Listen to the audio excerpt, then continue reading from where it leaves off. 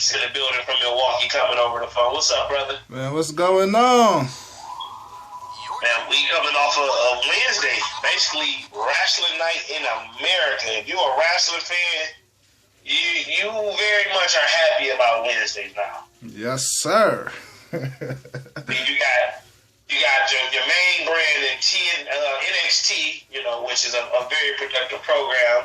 Do I really got to explain? But let's say it anyway. You got TNA, NXT, Lucha, and now Ring of Honor. And let's not forget, Sunday we have Money in the Bank. What did you check? Did you get a chance to check out anything yesterday? I watched everything except NXT. That's the downfall of having a $9.99. I feel like I can go back and watch NXT at any given time. True. I wonder if they ever gonna change that day up because, man.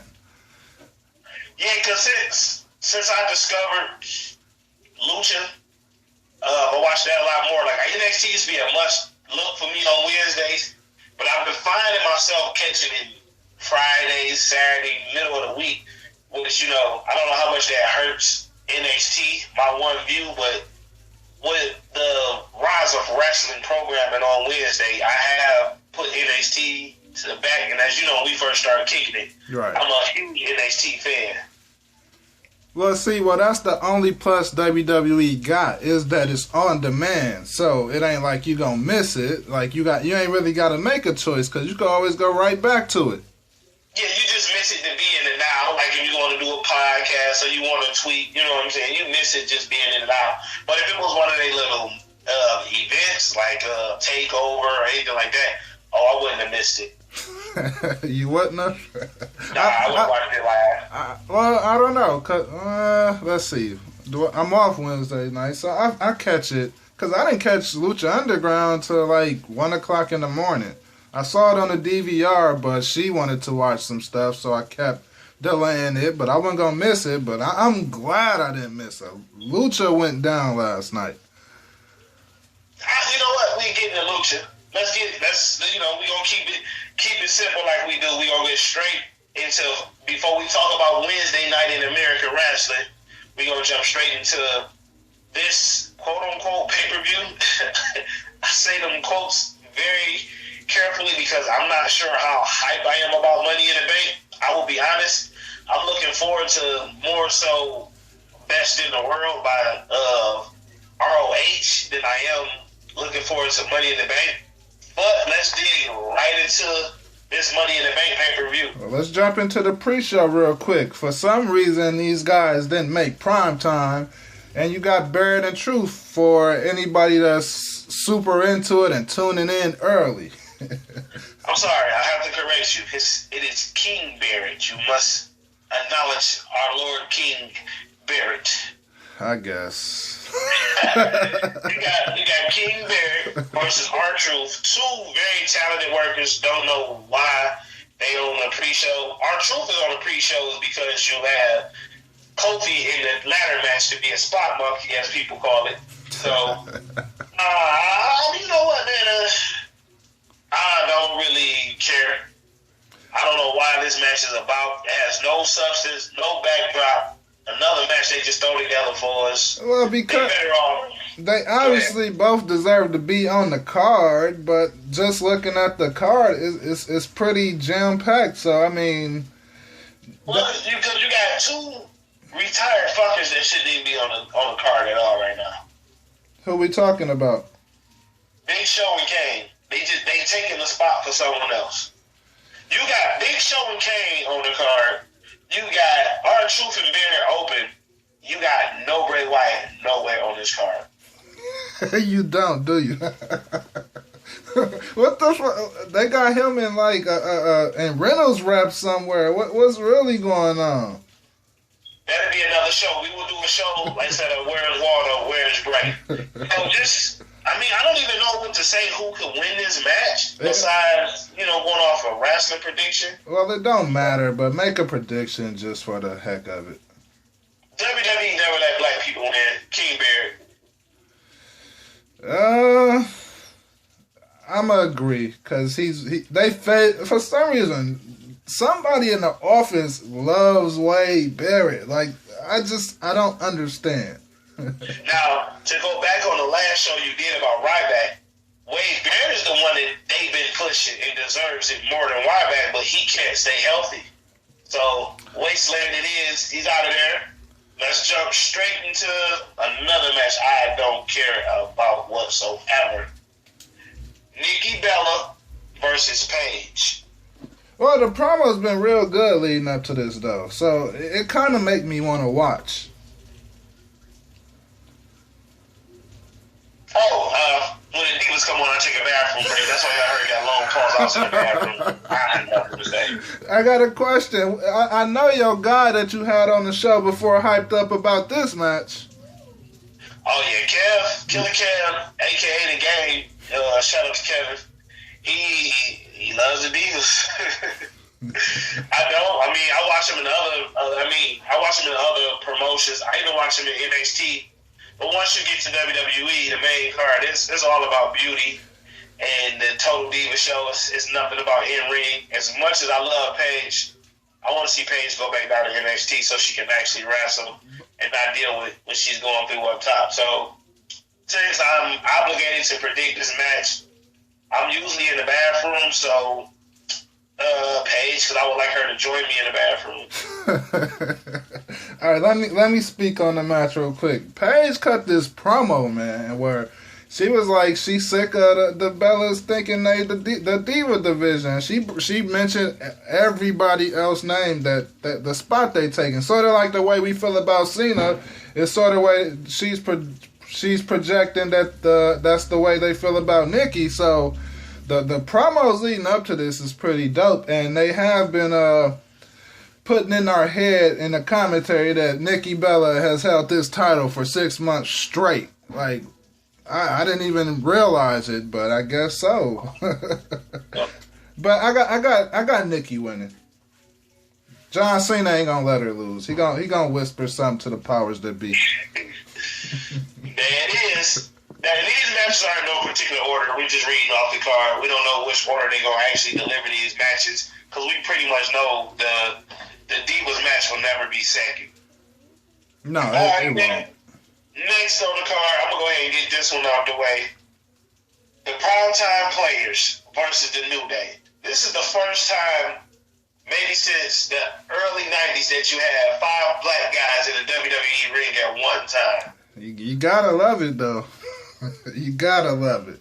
Yeah, and everybody know I'm not racist, but we know how WWE treats the color folks. It's not usually a good record, not a good rep. They tend to screw us over quite often. Yeah. But in this match, I'm one of the ones who completely bashed New Day when they first came about. Everybody did. But as in wrestling, one moment can change the fate of an opponent, a particular superstar, and it was that moment when they actually showed the little dirty tricks to win the initial tag titles, and I've been sold since. Like, I've bought into New Day. Like, I still don't care for the gimmick, but I've bought into the idea of New Day. Primetime Players, I feel like a lot of people want to see them win. People love doing the dance, make it move. I don't really care for Primetime Players. I never really did, besides when AEW was with them. I personally think New Day and Primetime Players should come together and do like a Nation 2.0. That's too black. That's too black, man. It's too black. That's what we needed. But if I had to pick a winner, as much as I want to see New Day keep the titles, I think Primetime Players are so hot since they back together that the WWE feel like they owe them one title run. I got Primetime winning. I don't know if they feel like that. I got New Day winning. You can't end this. This is great right now. This New Day run is it's beautiful. I personally would like to see the Mega Powers in this match more than Primetime Players. Nah, that's okay. I love the Mega Powers. But the good thing is, we know coming out of Money in the Bank, 2 black guys will hold titles. Yeah. Can't beat that. This is National Black History Music Month. The month of June is National Black Music Month. So at least we get that. And you would definitely know that since you in Motown, right? No, Coca-Cola do like an ad all the time since I work in the grocery market industry. I need to see it all the time. So, alright, we on the next card. I mean, once again, I don't really care about this one at all. The big hoe needs to retire. Hurt him back, Ryback sucks. We got Big Show versus Ryback. We got 3 moves versus 2 moves. As much as I gave Big Show props for actually helping put Roman over at it wasn't Mania, it was the pay-per-view after Mania, where him and Big Show Roman and Big Show actually put on a good match.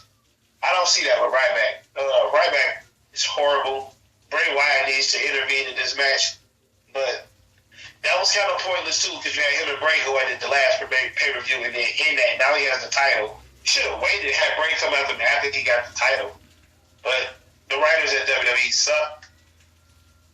This match right here, I see a boring-ass match. I will say right now, the Divas match will be better than this match. Holy crap. So, you hear it live now, One Take Podcast Nation, you hear it live. I will take my bathroom break during this match. I will watch the Divas. You know what? The sad part about this match is Big Show probably got more moves than Ryback. That's the bad part. But I do think it'll be entertaining. Ryback over. He's just so over right now, and I guess this might be the perfect time for a plug. You could check One Take Podcast Nation syndicated at the sportsopinionlocker.wordpress.com. Recently put up the top 10 quarterbacks there, so check that out. But I got Ryback winning because we know Big Show is really going over as enhancement talent. He looked pretty mean though, and they did the thing. They probably had the second most entertaining segment on Monday Night Raw. And that's basically because The Miz was in there. That was so irritating to me. Because one, Ryback really can't talk. His way of talking is a sob story, and that's it. Or, he's fucking terrible to me, though. A little bit of my dislike of him has to do with the CM Punk interview on the Colt Cabana show.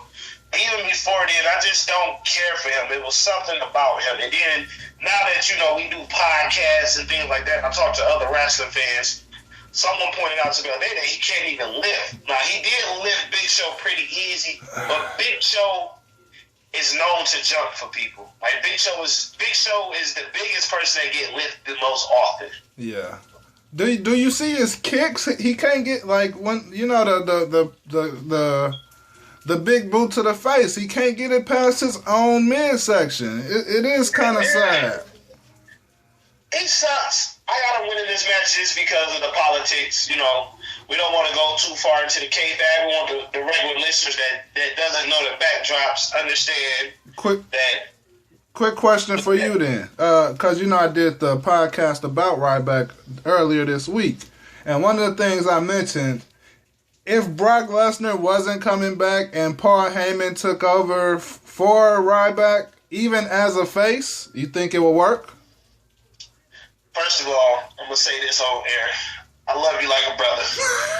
You're very, very, very talented podcaster.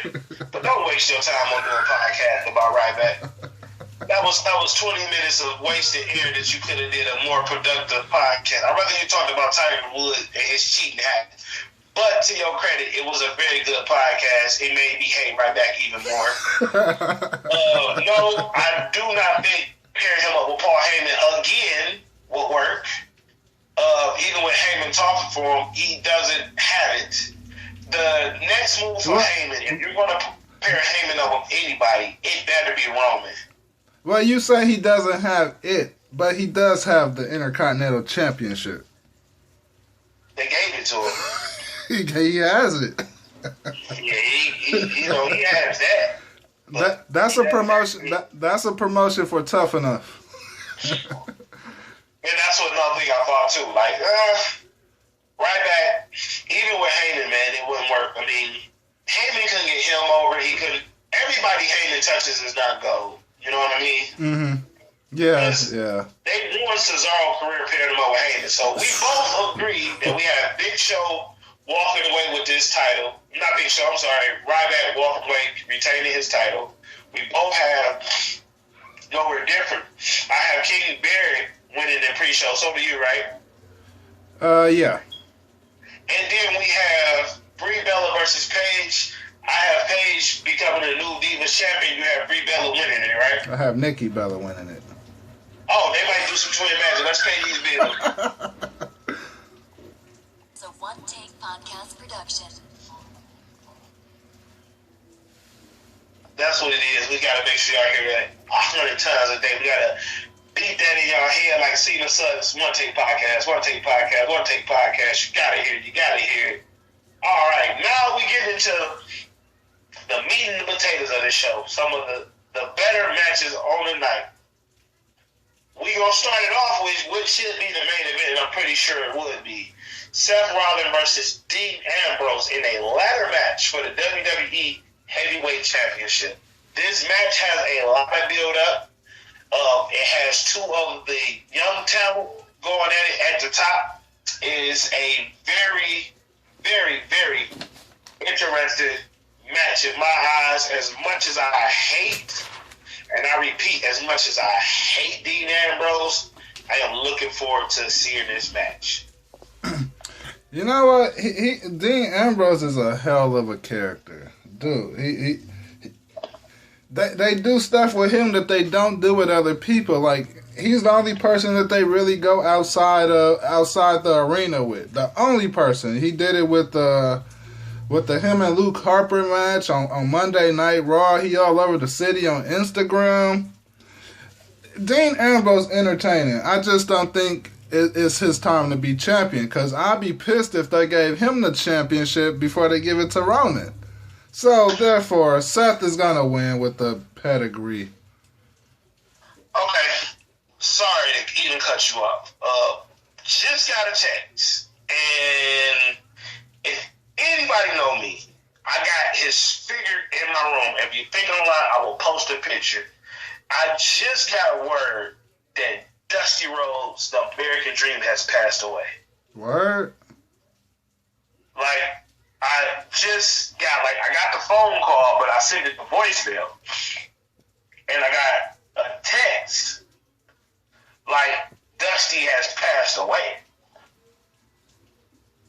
Seriously? I don't got this notification or nothing. I'm looking for it right now.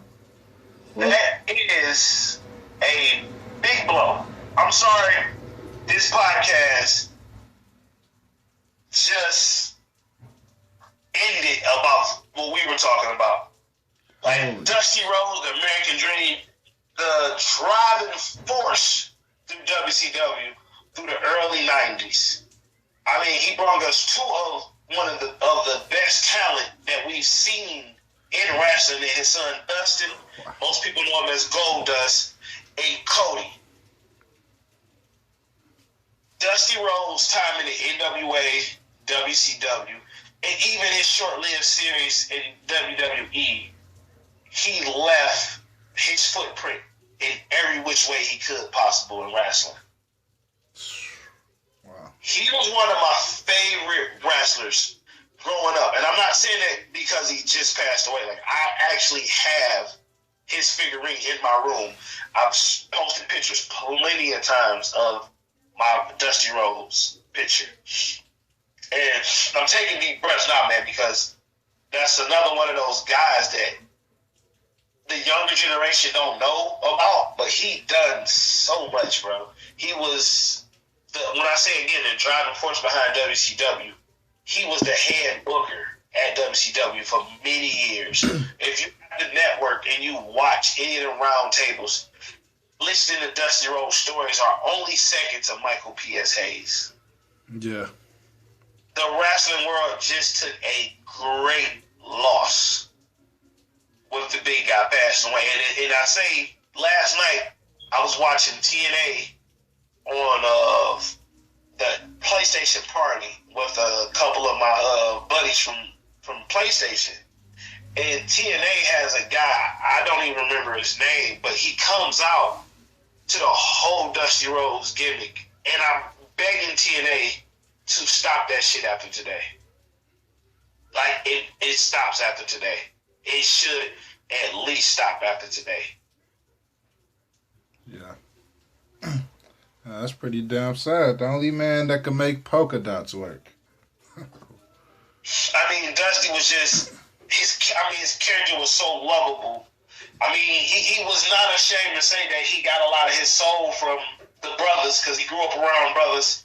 He was never shy to show his love for the African Americans in wrestling. JYD was one of his best friends. Ernie Big Cat Ladd, who he called Red, was one of his closest buddies. I know they got Cody playing this wild character. WWE, please bring Cody back as Cody now.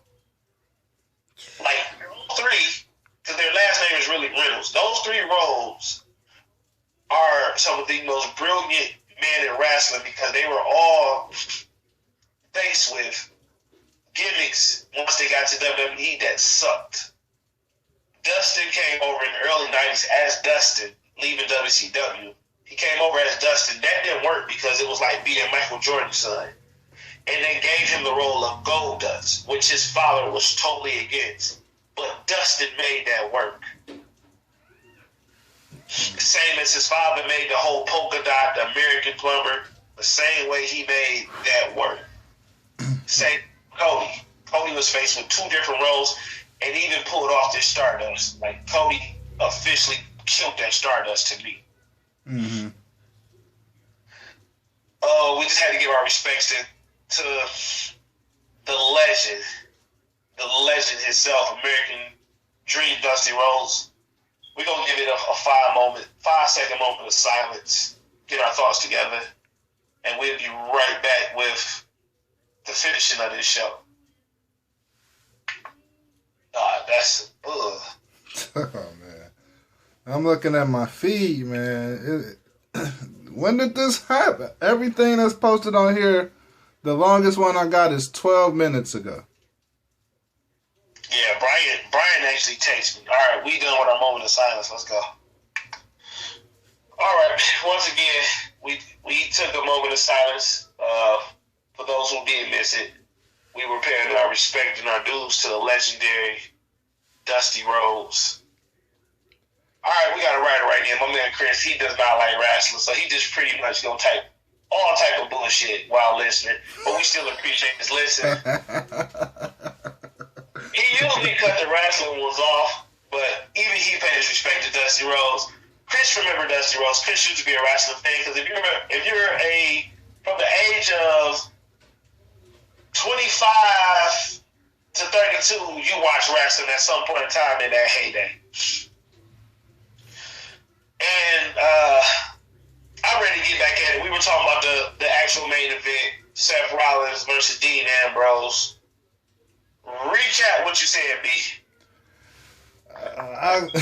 I'm so detoured right now, but I'm gonna just lay it. I got Rollins winning, of course.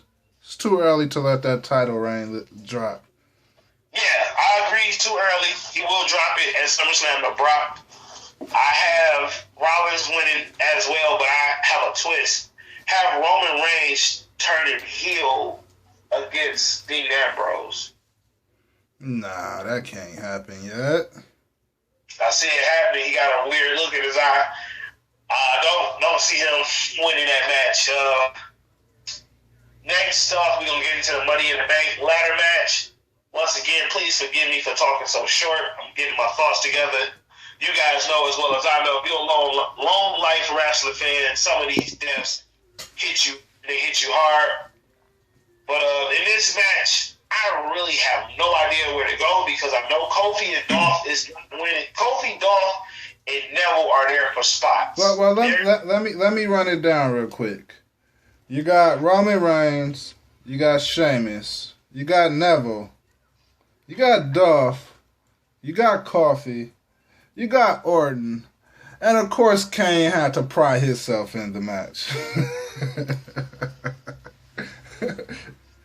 It's too many people in the ring. That's the problem right there. Well, it is a Money in the Bank ladder match, and that's what you usually get. Yeah, I'm getting texts all over the place. Your phone going hammer. Yeah, I'm getting texts. I'm getting texts like all over the place about Dusty. When looking at this match, it's like an elimination process. Neville is too early. Dolph is just there to sell drop kicks and everything. Kofi is there for the excitement, bouncing ladder to ladder. Kane is there just to be a muscle. So the three real competitors are Roman, Sheamus, and Randy. Do I see them giving Randy a no? So to me, it comes back to Roman and Sheamus actually winning this match. And I'm going to go out on a limb, and I say Roman Reigns wins the Royal Rumble this year, as he already did, and Roman will win Money in the Bank because they want Roman to be that next guy. You know what? I'm going to go out on a limb. I'm going to say that WWE is believing what they're doing right now. And if it was ever a time, the right time, to let somebody win Money in the Bank, I'm going to say it here, and we're going to play this back Monday. Kofi Kingston is going to win Money in the Bank. Boy, that is a wish there.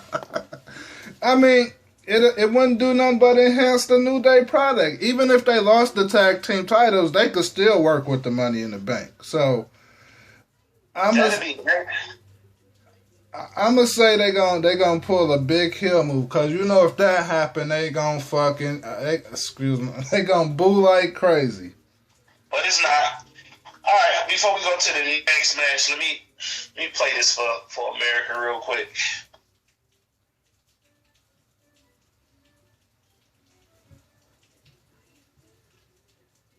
Oh, well, we gonna wait. You got some. We waiting. My guy just takes me on here. Worst to first. Awesome here. Paul DiBiase. I will do that after this.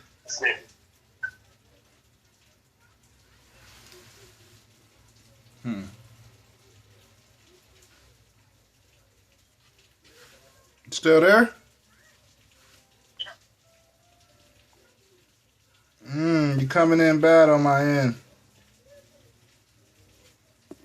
Dusty Rhodes' hard time promo he cut in Mid-Atlantic Wrestling back in '85. Dusty Rhodes was one of the great talkers. I had to play that one time for you guys so you guys can hear some of Dusty talk his best because he was very good at talking. Before we go on to the last match of the night, I'm going to answer this question, and Brian, I would like you to answer it as well. Chris just showed you when he stopped watching wrestling. Once again, let me read it back. Rank from worst to first: Dusty Rhodes, Honky Tonk Man, Bret Hart, Ultimate Warrior, Hulk Hogan, Ted DiBiase. Worst to first? Holy, whoa. I'm going to start off easy. Easy. For me, as most people would be, because at that age you were young, you believed in good versus bad. Honky Tonk was the most irritating wrestler in fucking history at that time. He was the longest reigning Intercontinental Champion, but he just was terrible. He was terrible. So for me, Honky Tonk would be last. Who you got at last? Run that list to me. Run the list down to me one more time. Dusty, Honky Tonk, Bret Hart, Ultimate Warrior, Hogan, Ted DiBiase. Hogan, Ted, Warrior. Okay, if I got the list right. Dusty, Hogan, Honky, Ted, Warrior. Somebody I'm missing. Bret Hart. Well, if we gonna go worst to first, we got Honky Tonk. Yeah, agree. No need to explain. Next with me, will actually be Warrior. Next to me will be Hogan. That so is one of the other writers. Brian wrote in Hunky Talk Hogan. Yeah. Okay, so I got Hunky Talk Warrior. Next for me will actually be DiBiase. Next for me would be Dusty. Not bad right there. Next for me would be Dusty at this point right here. And next for me would be $1 Million Man. Yeah. See, DiBiase is one of the guys. Later on, I started like. Originally, I didn't like he would slap the ball out the kid's hand, act like he's gonna give him some money. Well, with He him, had a person with Black Butler and Virgil. with him, it's just one of the all-time best characters ever. Yeah. And for me, it's as much as I just praised Dusty, and I got Dusty sitting there at 3 amongst this particular list, I can put nothing over Hogan or Bret Hart because everybody know, like, growing up at that time, if Hogan wasn't your guy, you wasn't watching wrestling, or you just was ahead of your time and seeing the staleness. I didn't see the staleness. I enjoyed every bit of I Am a Real American. As you say, that one theme song is in your rotation. Some days when I need to get jacked up, I just play that. Hogan is the reason I can't wear yellow and red because I just want to rip it off. And Bret Hart, the best there is, the best there was, the best there ever will be. Well, let me just speak on the Dusty thing. I mean, his best days was, and correct me if I'm wrong, was in the mid-South Atlantic days, right? If I'm correct. Or NWA, yeah. Those were his heydays, his best time as a athlete. Like we mentioned on the podcast, one of the other podcasts. Only times I really got to see Dusty is when I went to the liquor store and then we went into the VHS room, and that was some of the only times I got to see Dusty. I mean, you could see him all the time now on the network, but because when I think about Warrior or Hogan, we know Hogan from the NWO days, and Warrior, well, that's just like one of my all-time favorites, which puts him at number 2 on the list for me. Yeah, see, I go Hogan both, but once again, my stepfather had a lot to do with my wrestling background. Right. So I caught a lot of Dusty. And once again, it's not because he passed. I caught a lot of Mid-Atlantic. Like I told you, Smoky Mountain was one of my favorite. FCW. Just a bunch of those older promotions because they had territories at the time. And Dusty might show up in Texas for like a 3-month stint. Jerry the King Lawler would leave Memphis and show up in Minnesota. And I had my hands on all that. Yeah, that was the beauty of the NWA. Yeah, and Warrior, like I got 2 writers right there. One say Warrior is the greatest. The other one say Warrior isn't at the top of my list because he left so early.